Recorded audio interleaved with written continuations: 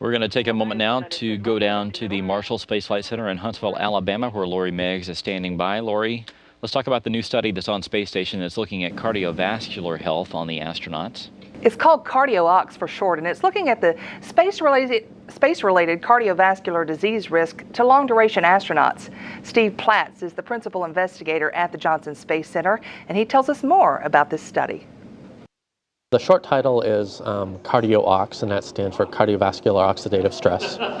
And we're looking at how spaceflight may induce oxidative stress and inflammation in astronauts. It's actually something you hear about all the time. So when you see these medications or vitamins, vitamin E, vitamin C, they say they're antioxidants, and you take an antioxidant to fight oxidative stress. So it's a natural process in the body. Every time you burn ATP for your cells to do anything, you produce these free radicals, and your body also produces things that fight them. And you get this balance between the two, and that's when everything is okay. When you get into stressful situations or have other issues, they get out of balance, and that's when it can become a problem.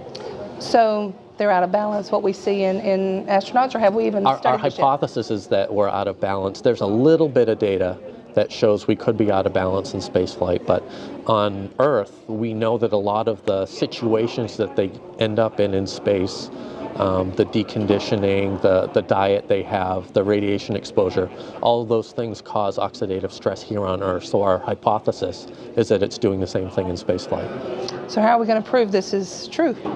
Well, we have 12 astronauts that we're going to study, and we're taking blood samples and urine samples, and at the same time we're looking at how the blood vessels respond. So we're getting a measure of structure and function, and we can compare the biomarkers that we're getting that show us what degree of inflammation and oxidative stress we have and what the functional consequence of that is.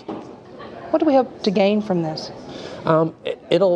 It'll be helpful for the crew, but it's also potentially helpful here on Earth. So there are all these different hypotheses about oxidative stress and inflammation and how they can lead to coronary artery disease. And that's one of our major research gaps here at NASA is, does spaceflight induce any kind of cardiovascular issues long term, not just while the crew are in flight, but when they return, are we putting them at additional risk for a heart attack or something else? And this study will help us to see if we have any potential preclinical issues.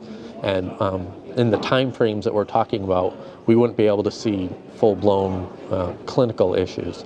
But the measures that we're using can predict future potential for atherosclerosis. 3 astronauts are actively participating in pre-flight and training activities for this experiment. 1 astronaut has actually completed some in-flight data collection, and 3 more have just signed on to participate in the study. We'll see the first post-flight data collection sessions sometime next spring. Now let's take a live look into the Payload Operations Integration Center. And Josh, as you mentioned, they are participating in that simulation. I actually walked in to find out what was going on this morning, and they told me now's not a good time. So I just turned around and left. You know, they have to be prepared. They say sometimes they have to train together for a bad day that they hope never happens. And today is that day. But it's just training, and it's well worth it to be prepared. And you can also see they're waiting for Santa Claus too, those hats and stockings. So hopefully somebody will put something in there. That'll do it for us at the Payload Operations Integration Center. Now back to you at Mission Control in Houston.